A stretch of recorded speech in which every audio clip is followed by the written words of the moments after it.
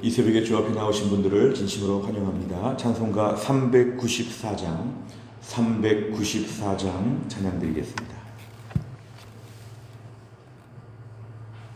찬송가 394장입니다.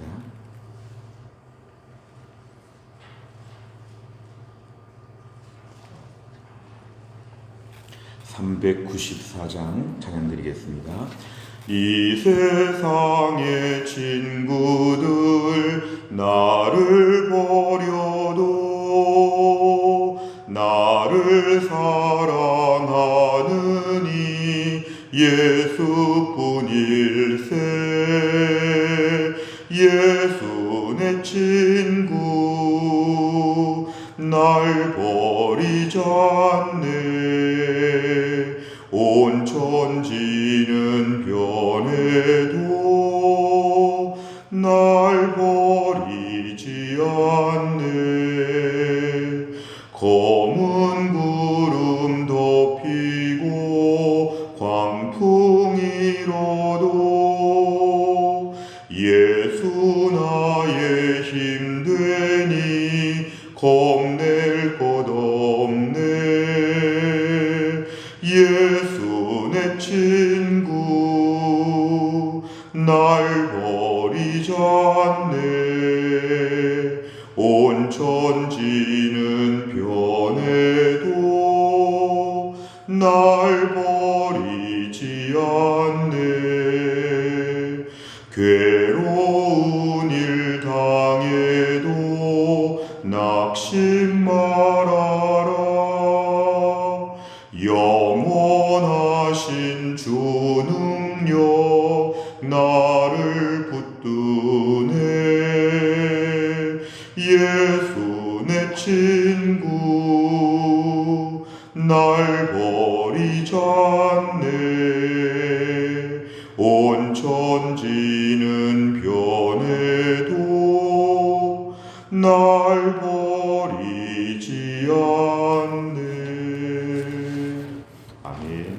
하나님 말씀은 요엘서 3장 1절부터 8절까지입니다. 구약 성경 요엘서 3장 1절부터 8절 1273페이지에 있습니다. 1273페이지 요엘서 3장 1절부터 8절까지입니다. 요엘서 3장 1절부터 8절까지 말씀을 저와 한 절씩 교독하시겠습니다. 보라, 그날 곧 내가 유다와 예루살렘 가운데에서 사로잡힌 자를 돌아오게 할 그 때에 내가 만국을 모아 데리고 여호사밧 골짜기에 내려가서 내 백성 곧 내 기업인 이스라엘을 위하여 거기에서 그들을 심문하리니 이는 그들이 이스라엘을 나라들 가운데 흩어버리고 나의 땅을 나누었음이며 또 제비 뽑아 내 백성을 끌어가서 소년을 기생과 바꾸며 소녀를 술과 바꾸어 마셨음이니라. 두로와 시돈과 블레셋 사방아, 너희가 나와 무슨 상관이 있느냐? 너희가 내게 보복하겠느냐? 만일 내게 보복하면 너희가 보복하는 것을 내가 신속히 너희 머리에 돌리리니 곧 너희가 내 은과 금을 빼앗고 나의 진귀한 보물을 너희 신전으로 가져갔으며 또 유다 자손과 예루살렘 자손들을 헬라 족속에게 팔아서 그들의 영토에서 멀리 떠나게 하였음이니라. 보라, 내가 그들을 너희가 팔아 이르게 한 곳에서 일으켜 나오게 하고 너희가 행한 것을 너희 머리에 돌려서 너희 자녀를 유다 자손의 손에 팔리니 그들은 다시 먼 나라 스바 사람에게 팔리라. 여호와께서 말씀하셨느니라. 아멘. 우리가 요엘서 말씀을 보면서 우리가 선지서의 일반적인 패턴을 볼 수 있습니다. 이스라엘 백성들이 죄를 짓고 하나님이 그 죄에 대해서 벌을 내린다고 이렇게 하나님이 하시면서 경고하실 때 이스라엘 백성들이 이제 하나님 앞에 회개하고 돌아오면 하나님은 이들을 구해 주시고 회복하여 주신다. 근데 회복하여 주실 때 하나님의 방법은 이스라엘을 괴롭혔던 원수들을 이제 하나님께서 처벌하신다. 오늘 본문은 그런 내용입니다. 오늘 1절에 보니까 이제 하나님께서 이스라엘 백성들에게 긍휼과 자비를 베푸셔서 1절에 보면은 포로지에서 돌아오게 되었습니다. 사로잡혔다는 것은 포로지로 끌려갔다는 것인데요. 이제 포로지에서 이제 하나님께서 회복하여 주시고 본국으로 돌아오게 하는 바로 그때에 회복의 때에 이제 하나님 2절에 보니까 만국을 모아서 그 다음 보니까 그들을 심문한다.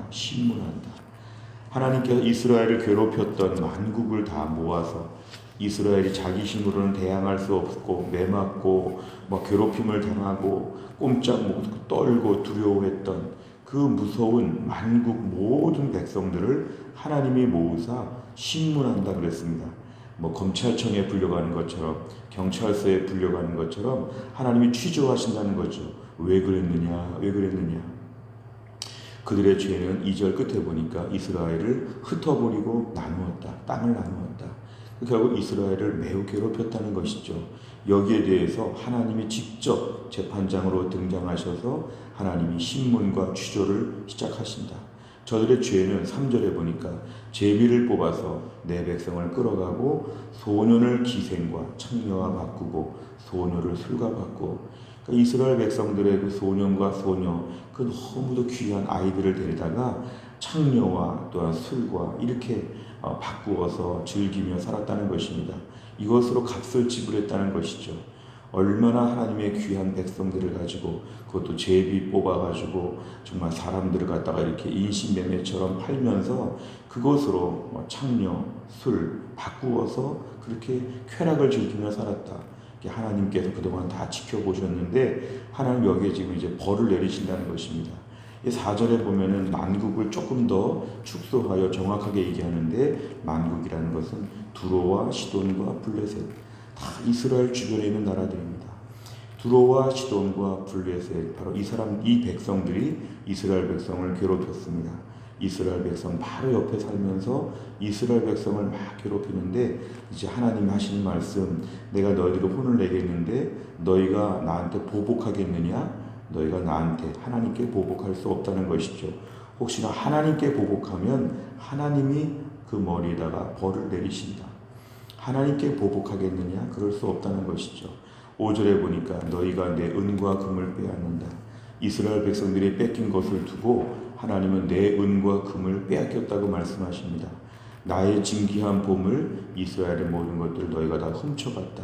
얼마나 이스라엘을 무시했으면 사람은 팔고 물건들은 훔쳐가고 아주 악한 일을 많이 했습니다. 6절에 보니까 유다 자손과 예루살렘 자손들을 헬라 족속에게 팔았다. 바로 옆에 살면서 먼 나라 사람들한테 다 팔았다는 것이죠.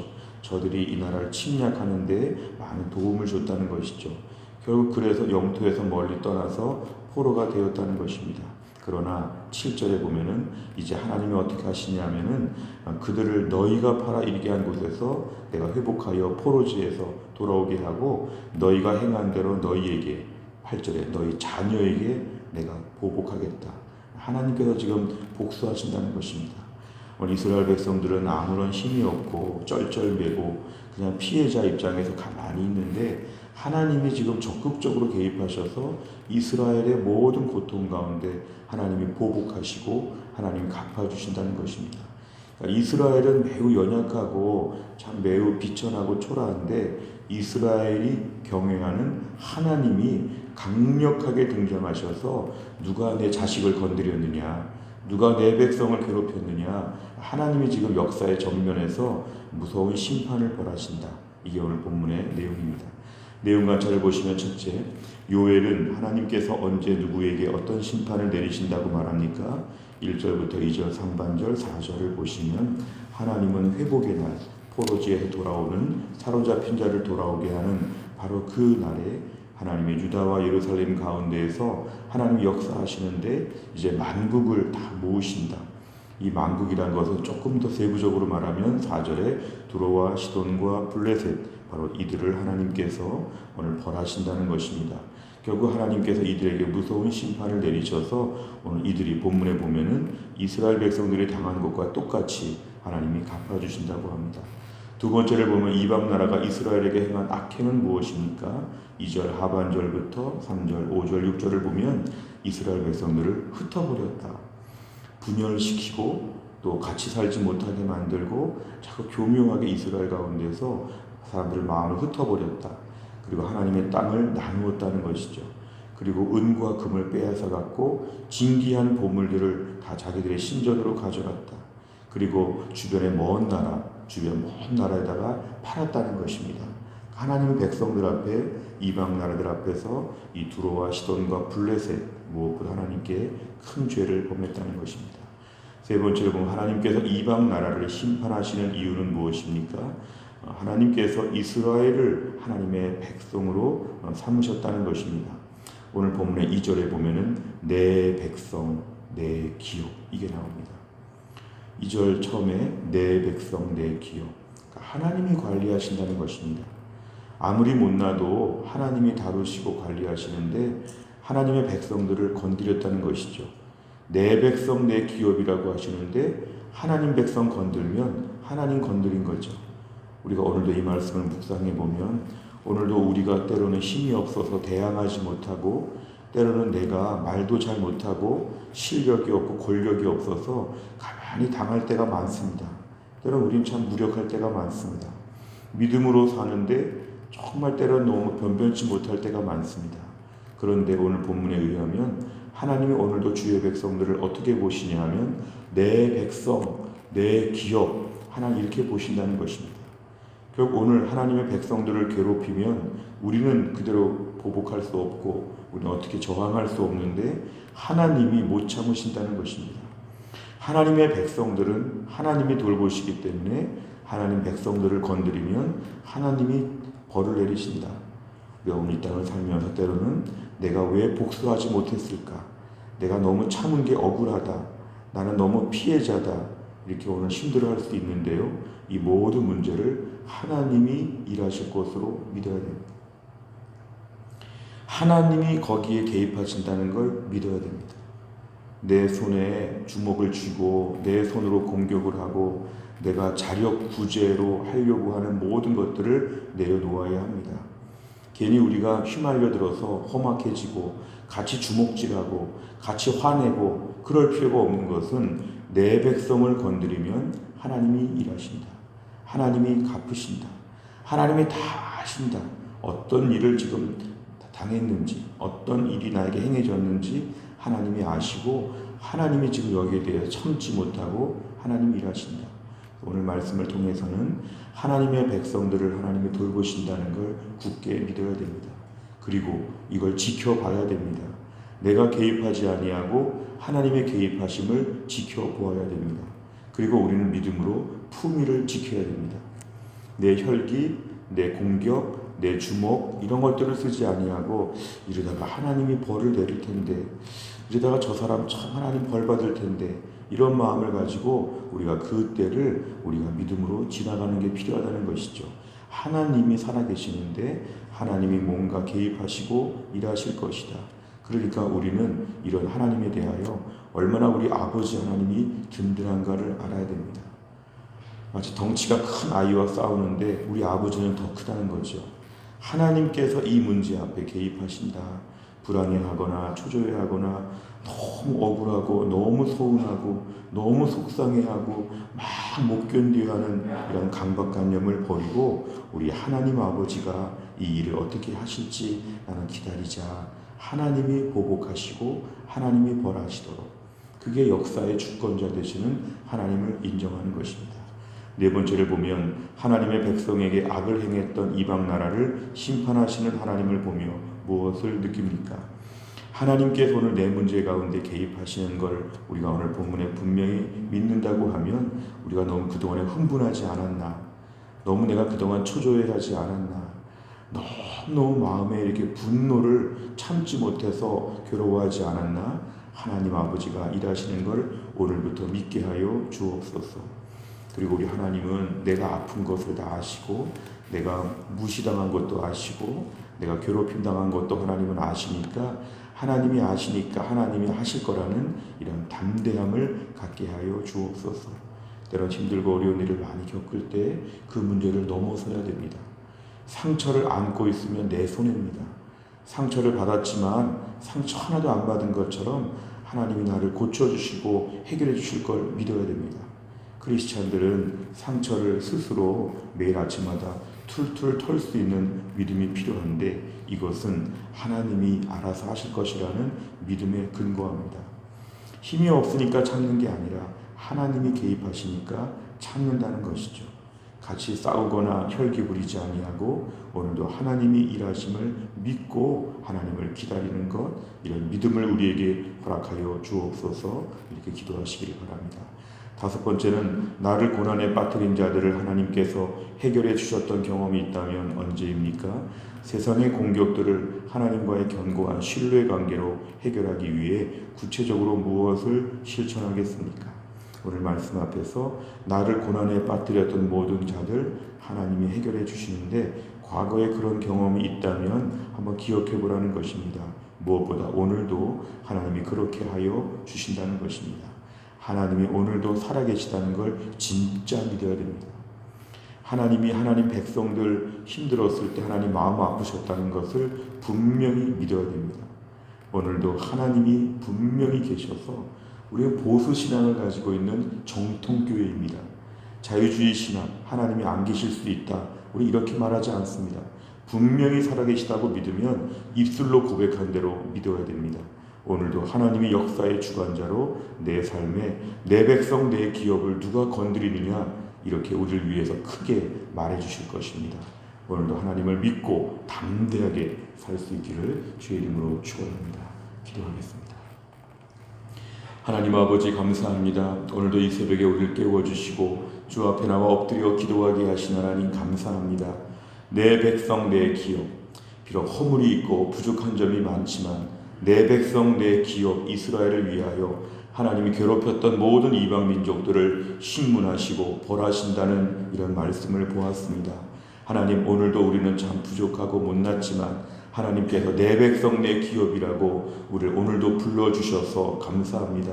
우리의 힘으로 감당할 수 없는 대적들, 우리를 괴롭히고 무시하고 힘들게 하는 많은 사람들 앞에서 우리 하나님께서 이 문제를 해결하시고 하나님이 다루시고 하나님 모든 일을 끝낼 것을 믿게 하여 주옵소서. 불안해하거나 억울해하거나 서운해하거나 내가 어떻게 하지 못해서 막 떨지 않게 하여 주시고 오늘도 영적인 품위를 지키며 하늘의 평안을 누리며 은혜로운 신앙생활을 하며 하나님이 내 모든 이런 문제들은 하나님의 소관인 것을 믿고 담대하게 살게 하여 주옵소서. 하나도 상처받지 않고 하나도 서운하지 않고 하나도 억울하지 않고 오늘도 우리 하나님 아버지가 내 아버지, 하나님이 나를 내 백성이라고 불러주시는 이 특권, 이 은혜 가운데 하루를 기쁨으로 살게 하여 주옵소서. 어려운데 코로나가 많이 확산되고 있는데 이 질병이 속히 하나님 잠잠해지게 하여 주시고 이 어려운 중에 우리 사랑하는 성도들 건강을 지켜주시고 가정을 지켜주시고 자녀를 지켜주시며 무엇보다 우리 가정의 모든 필요한 것들을 하나님 매일 공급하셔서 어려운 시기를 믿음으로 잘 감당할 수 있도록 이번 한 주간 동안도 하나님이 함께하여 주옵소서. 모든 말씀을 예수님의 이름으로 기도하옵나이다. 아멘. 우리가 화요일마다 기도하는 교회 기도 제목이 있습니다. 우리의 100대 기도 제목의 화요일은 교회 지도자들을 위하여 기도합니다. 해성교회가 든든히 서기 위해서는 담임 목사와 우리 교육자님들, 또 우리 장로님들과 순장님들이 교회의 핵심 기둥입니다. 이분들이 교회를 잘 돌봐야 교회가 든든해질 수 있습니다.